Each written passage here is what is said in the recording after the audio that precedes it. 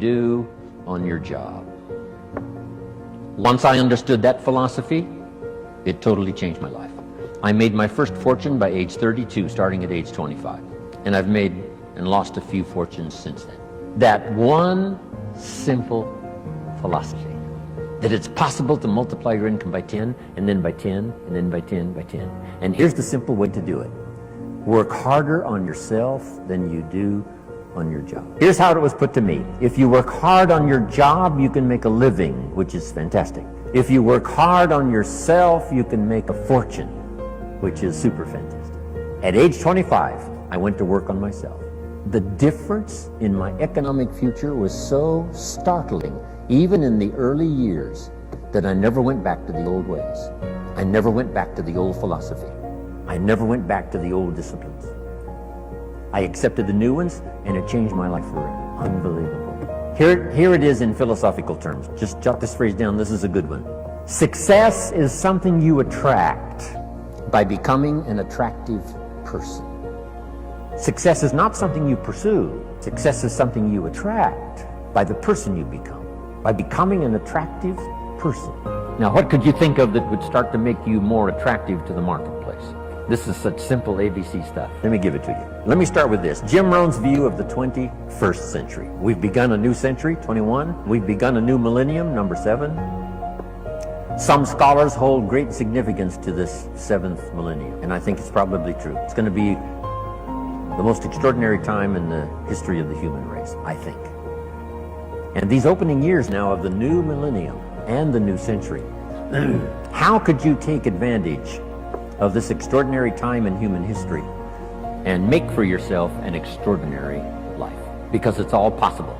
From testimonials and from personal experience, we have enough information to conclude that it's possible to design and build and live an extraordinary life. From testimonials and from personal experience, we have enough information to conclude that it's possible to design and build and live an extraordinary life. I'd like to have you think about that, not just here, but even after you've gone back home. Think about it at least often enough to say, I think that's true. From testimonials and from personal experience, we have enough information to conclude that it's possible. It's not a guarantee, but it's possible to design and build and live an extraordinary life. To get the most out of today, a couple more notes. Number 1, be thankful. That's a good way to capture the most of a day like this. Be thankful for what you already have. That shouldn't be any problem in America, being thankful. Everything we need is available in America. Everybody wants to come here, right? The last time I was here, that little presentation I gave, everybody wants to come here, America. People haven't plotted and schemed the last 40 years saying if I could just get to Poland, everything would be okay. No, everybody wants to come to America. Why? Everything's available here. All the books you need, all the sermons you need, all the churches you need, all the schools you need, all the instruction you need, all the inspiration you need, all the capital you need, all the markets you need, all the challenge you need, all the information you need, all the seminars you need. Everything's available here. This is America. So number 1, let's be thankful for what we already have. Thanksgiving does this. Opens up the doors, opens up the windows, opens up the channels. Thanksgiving for what you already have. Anyway, let's be thankful. Here's what locks up the doors and the channels to receive more: cynicism. That locks you away. That prevents you from learning more. Being a cynic about the past and the future, a cynic about the marketplace, cynical about the people, cynical about the institutions, cynical about the setup, cynical about yourself, cynical about your chances. See, that locks away all the chance for stuff to flow your way. So, good advice, I think, today. Start off, be thankful. Here's number 2, listen well. That's going to be a challenge today. I understand that. It seems like most of, our life is still going on outside these 4 walls, right? Most of our life seems like it's all, continuing out there. Family and business and associates and market and economy and whatever else is happening in the midst of your life. And to sort of, pull your attention from what's going on out there and put it in here for just a few hours, I know is a challenge. but do the best you can, listen well. Here's the last one, take good notes. Be a good student today, take some good notes. I've not come to entertain you. As you can tell by my opening joke, right? I would not make it in Las Vegas. So we don't have a dog and pony show today, no entertainment. But I do have some ideas. Take some good notes. Somebody showed me the other day notes that they took about 21 years ago, attending one of my seminars out in Los Angeles. He said, I still use these notes I took 21 years ago to help me in my business, relationship with my family.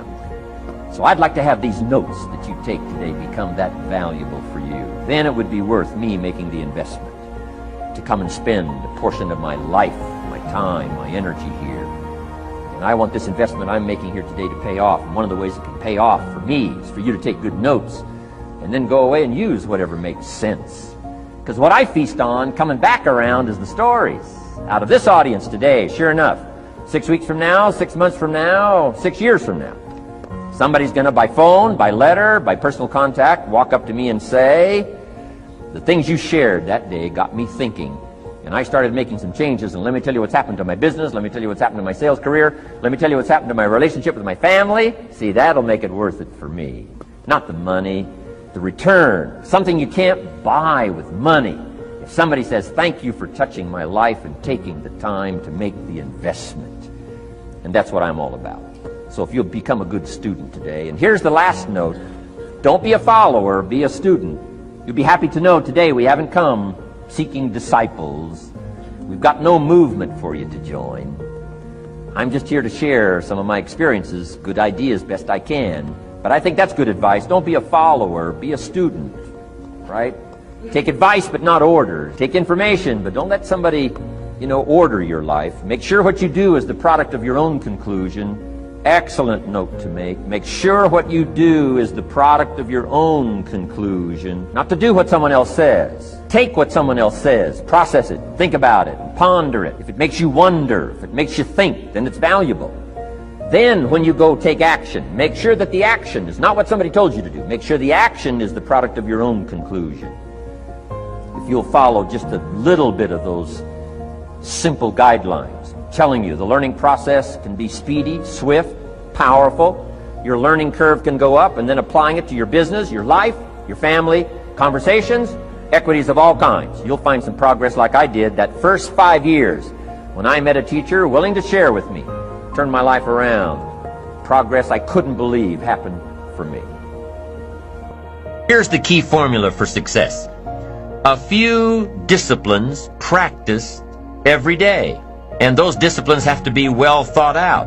What should you spend your time doing? Don't waste your time on things that aren't going to matter. But a few simple disciplines can change your whole economic future. Future with your family, future with your business, future with your enterprise, your sales career, your management career. A few simple disciplines, a few simple habits, good habits, repeated every day. Now here's the formula for failure. Errors in judgment, repeated every day. All you've got to do is to have a few errors in your judgment and repeat them every day. I'm telling you, they'll spin out of control in 10 years. You'll end up driving what you don't want to drive, wearing what you don't want to wear, living where you don't want to live, earning what you don't want to earn. A few errors every day, bad habits every day, it's disastrous. Now here's why it's easy to repeat an error in judgment. Because failure doesn't fall at the end of the first day. Bad habits don't show their horrible results at the end of the first day, or the first week, or the first month. It's easy to get faked out. If disaster fell on us at the end of the first week, we'd change our philosophy. But it's so subtle. Errors in judgment, bad habits. They're so subtle, they get you a little off course, a little off course, a little off course. You keep drifting off course, and all of a sudden you're caught. So you've got the choice right now of one of two easies. Easy to do or easy not to do. I can give you in one sentence how I got rich by the time I was 31. I did not neglect to do the easy things I could do for 6 years. I did not neglect. That's the key. I found something easy I could do that led to fortune. and I did not neglect to do it. The major reason for not having more of what you want in America, more health, more money, more power, more influence, more everything, the major reason is simple neglect. Neglect. And if you don't take care of neglect, it becomes an infection, and then it becomes a disease. So if you're in the habit of not doing it, doing all it takes to get ahead, get in the habit of doing it. Doing all it takes. That's the first benefit of positive reinforcement, building good habits. The only thing that stops you from getting what you want in life is the bullshit story you tell yourself of why you can't have it. You get that? What stops you back is the story, because the story stops you from getting honest. And if you can't get honest with yourself, there's no way you can go. Well, imagine like this, success in sales and life, it's like a roadmap, right?